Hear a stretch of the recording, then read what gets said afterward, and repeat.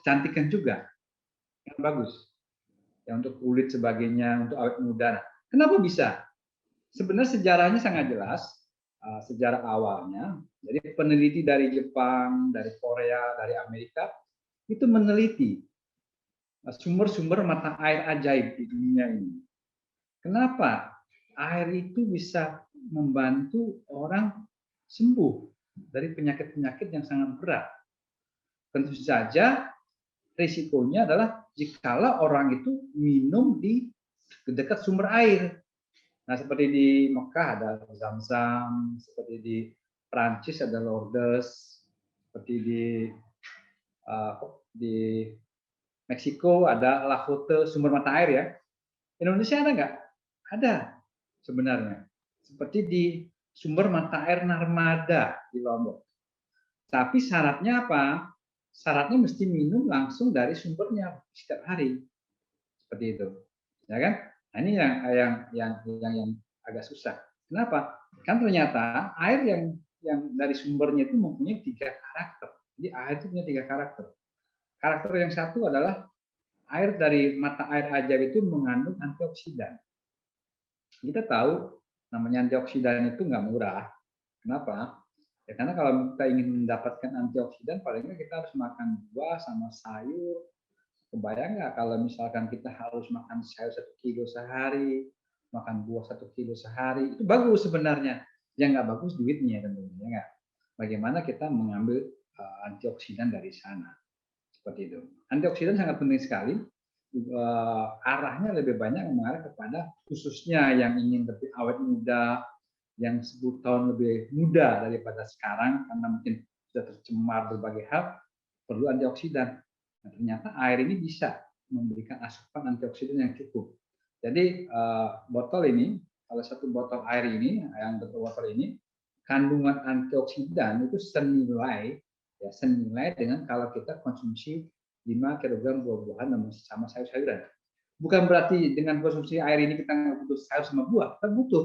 Karena ada zat-zat yang lainnya yang memang dibutuhkan di luar bicara antioksidan gitu loh, seperti serat sebagainya, seperti itu, vitamin sebagainya. Ini yang menarik. Jadi kandungan antioksidan daripada sumber mata air itu ternyata bisa diimplementasikan melalui alat ini. Itu baru satu. Kedua, selain antioksidan juga, ternyata air ini sifatnya adalah mikrocluster. Apa itu mikrocluster? Jadi kalau air yang rumus kimianya H2O, itu molekulnya itu sampai ke 20 molekul. Sehingga penyerapan langsung ke tubuh itu nggak cepat. Tapi kalau air yang kita masukkan ke dalam botol ini diproses dalam waktu 1 jam, yang ini ya, kita ada juga yang elektrik yang lebih cepat. Ini membuat molekulnya menjadi 4 sampai 6 molekul sehingga mudah diserap. Jadi sifatnya adalah mikrocluster kecil. Nah, ini apa fungsinya mikrocluster? Kita tahu yang namanya tubuh manusia ini sendiri itu 70% itu air. Nah, yang menyebabkan terjadinya menurunnya fungsi organ karena sirkulasi cairan dalam tubuh itu lambat.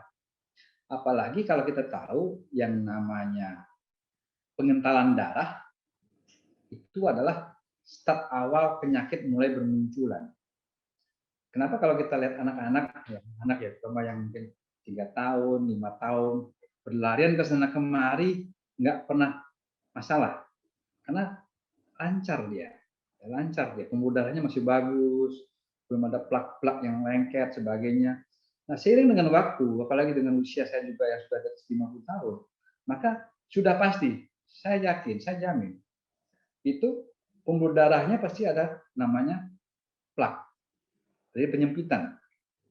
Nah, ternyata air yang bersifat mikrocluster ini, kalau kita minum, hanya dalam hitungan menit, itu langsung sudah beredar dalam tubuh kita. Itu juga punya kemampuan untuk mengikis plak-plak yang ada dalam pembuluh darah. Yang mana sebenarnya kalau terjadi penyempitan pembuluh darah, itu gampang untuk mengetahuinya. Kalau orang Jawa bilang geringgingen ya, atau semutan. Itu adalah ciri-ciri pembuluh darahnya banyak penyempitan. Nah, itu resikonya banyak. Dari penyempitan itu nanti akan mengarah pada jantung koroner, mengarah kepada stroke. Ini penyakit yang sudah umum dan biasa ya.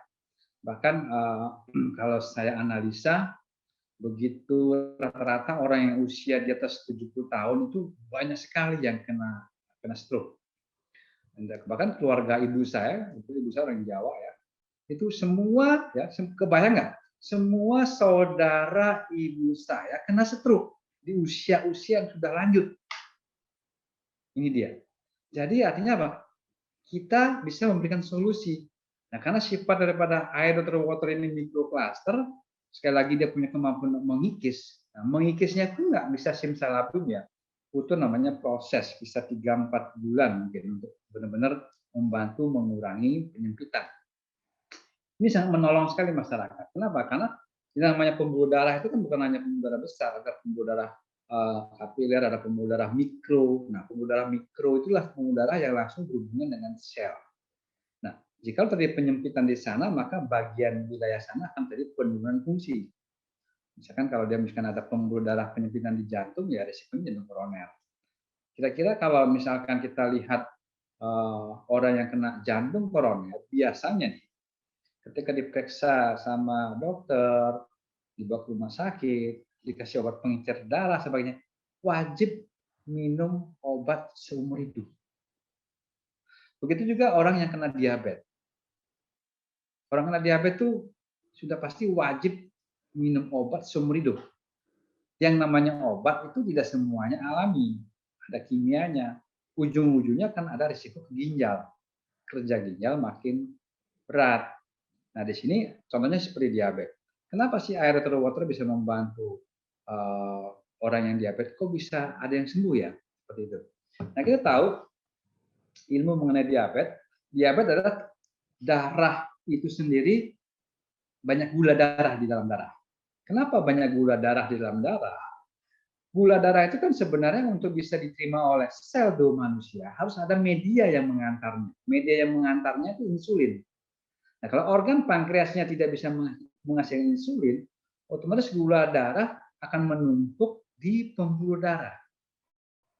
Lama-lama akan terjadi pengerasan, sehingga apa? Terjadi suatu pembusukan dari dalam.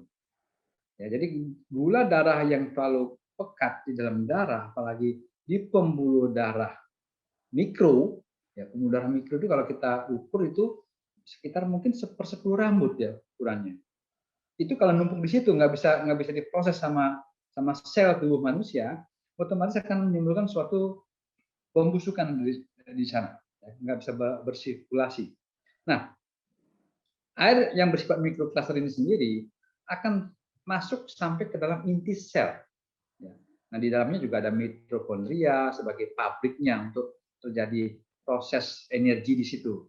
Nah, di sini adalah bagaimana air mikrokluster ini keluar masuk dengan cepat sehingga sel-sel yang tadinya mungkin ada masalah racun sebagainya ini benar-benar bisa dinetralisir. Nah, banyak kasus sebenarnya ketika orang minum water ini ada reaksinya. Kenapa ada reaksinya?